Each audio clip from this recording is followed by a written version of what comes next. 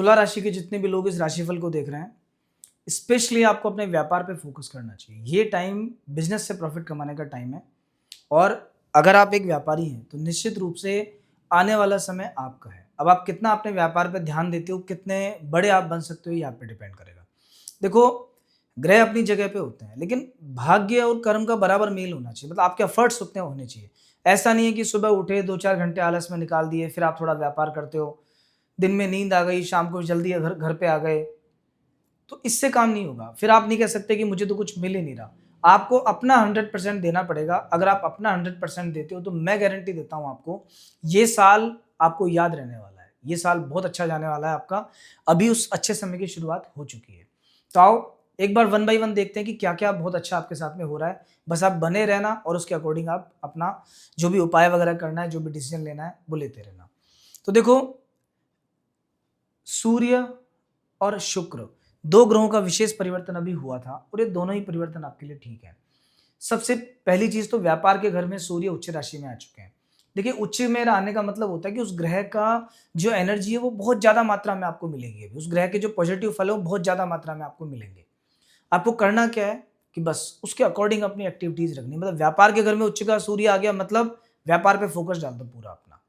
अपना पूरा ध्यान बिजनेस पे देना कि कैसे व्यापार को बढ़ाया जाए, क्या चेंज किया जाए, कैसे इसमें डेब्ट क्लियर किया जाए, किस तरीके से कुछ नया एक्सपेंशन किया जाए, कुछ नए लोगों को जोड़ा जाए, अच्छे स्टाफ रखे जाए। बस शुक्र 8वें घर में आ चुके हैं। अष्टम भाव में शुक्र स्वराशि में आने का मतलब है कि ऑब्स्टिकल्स का कम होना। जब 8वां घर कमजोर होता है या 8वें घर में पीड़ादायक ग्रह बन जाते हैं तो क्या होता है, बाधाएं बहुत ज्यादा होती हैं, काम अटकता रहता है, पूरा होता ही नहीं है, वन शॉट में तो काम कभी नहीं होता है। अब 8वें घर में शुक्र स्वराशि है, मतलब थोड़ा सा ऑब्स्टिकल्स आपके कम होंगे अभी। ओवरऑल बाकी चीजों के बारे में चर्चा करें जो पहले से चलती आ रही है, तो एक बार आप देख लीजिए। पंचम भाव में राहु है। देखिए, 5वें घर के राहु का मिला जुला फल होता है। अपने मित्र शनि की राशि में राहु विराजमान है। यहाँ बैठे हुए राहु क्या देंगे आपको? सबसे पहला 5वां घर होता है शेयर सट्टा जुआ, आकस्मिक धन लाभ, बच्चों से संबंध। तो देखो, शेयर्स के मामले में, आकस्मिक धन लाभ के मामले में तो राहु है बहुत बढ़िया। लेकिन राहु आपको अचानक धन लाभ दे सकते हैं, शेयर से लाभ करवा सकते हैं। कोई पहले का इन्वेस्टमेंट आपका कई गुना मल्टीपल अभी हो सकता है, ऐसे चांसेस हैं। राहु अपने फल देंगे। आज कोई इन्वेस्टमेंट करो, पता चला 2-4 महीने में बढ़ गया, ऐसा ही पॉसिबल है। लेकिन नकारात्मक फल क्या है कि ये जो राहु 5वें घर में ना, ये बच्चों से संबंध खराब करते हैं, क्योंकि राहु की प्रवृत्ति है स्वच्छंद प्रवृत्ति, मन मानी का आचरण करना, मनमोजी रहना। तो ऐसी स्थिति में बच्चे अपनी मनमर्जी करने लगते हैं कभी कभी। तो इस समय बच्चों पर फोकस करना, वरना बच्चों की तरफ से थोड़े परेशान आप हो सकते हो। बच्चों का ध्यान थोड़ा स्पेशल रखना अभी आप। और किसी शेयर मार्केट वगैरह में एक साथ ज़्यादा पैसा मत लगा देना, क्यों राहु जुए की तरफ भी ले जाता है कभी कभी। ज़्यादा लालच के चक्कर में, ज़्यादा दिमाग लगाने के चक्कर में व्यक्ति फंस जाता है, तो ये काम नहीं करना। शनिदेव षष्ठ भाव में विराजमान है। छठे घर का शनि रोग ऋण शत्रु से मुक्ति दिलाता है। मंगल साथ में आ गए, मतलब मंगल भी यही काम करेंगे सेम। मंगल तो छठे घर में बहुत बलवान होते हैं। ऐसे आदमी का सिक्का चलता है, मतलब वो जो बात कहता है सामने वाले बड़े ध्यान से उस बात को सुनते हैं। शत्रु पक्ष अपने आप कमजोर हो जाता है। लेकिन ये रोग का घर भी है और रोग के घर में 2 खराब ग्रह आना अच्छी बात नहीं है। तो अभी क्या है, आपको अपने स्वास्थ्य का ध्यान रखना, वरना पेट से जुड़ी प्रॉब्लम्स, आंतों से जुड़ी दिक्कतें कुछ आपके सामने आ सकती हैं।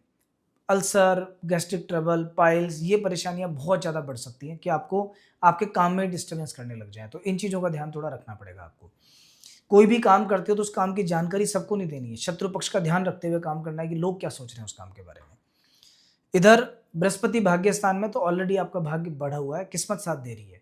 बृहस्पति की अमृतपूर्ण जो दृष्टि है वो नवम भाव पे भी है, मतलब पूजा पाठ में, ईश्वर में आपकी रुचि रहेगी, धार्मिक स्थानों पे आना जाना लगा रहेगा, गुरु का, संत महात्माओं का आशीर्वाद आप पे रहेगा। प्रतिदिन 1 रोटी गाय को देना स्टार्ट करो, अपने गुरु महाराज को बहुत माना करो, किसी धार्मिक स्थान पे जरूर जाया करो। महीने में 1 बार जाओ, वीक में 1 बार जाओ, या एक नियम बना लो कि मुझे हर दिन जाना है या हर गुरुवार मुझे शाम के टाइम जाना है, पर बनाओ रेगुलर तरीके से जाओ, जिससे बृहस्पति मजबूत रहे। गो सेवा थोड़ी ज्यादा करना, अन्न का, भोजन का दान करते रहना।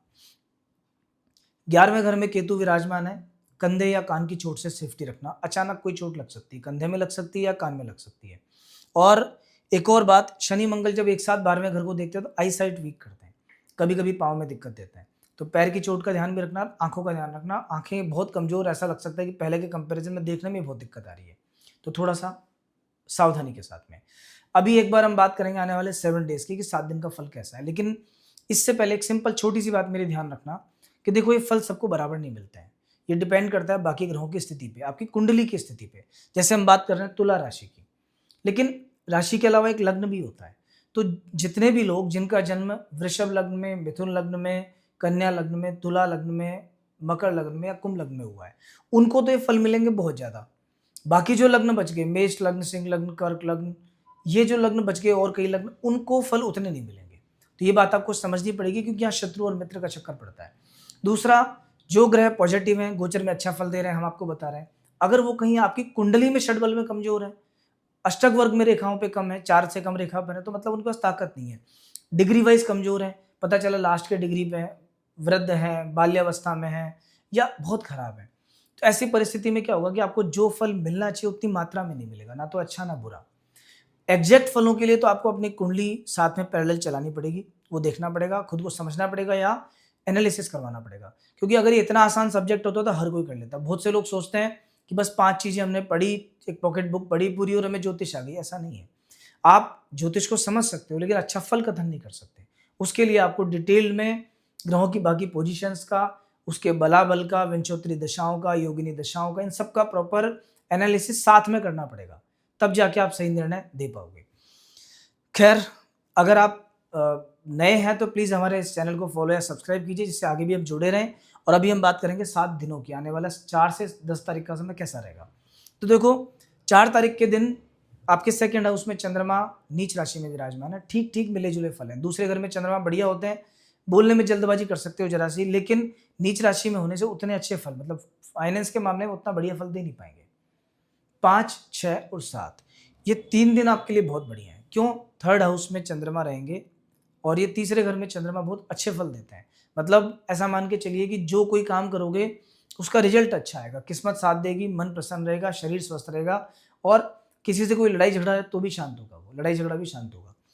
8 तारीख और 9 तारीख इन 2 दिनों के अंदर स्वास्थ्य का ध्यान रखना, बहुत टेंशन मत लेना, बहुत ज़्यादा ओवर थिंकिंग मत करना, क्योंकि चतुर्थ भाव में चंद्रमा रहेंगे, कहीं ना कहीं स्ट्रेस तो देंगे आपको, मन में पीड़ा व्यथा रहेगी, पुरानी चीज़ें निकल के सामने आ सकती हैं, घरेलू झगड़े बन सकते हैं। ऐसा कहते हैं चतुर्थ चंद्रमा में घर में झगड़े होते हैं, कलह होती है, तो घरेलू झगड़ों से, कलह से सावधान रहना पड़ेगा।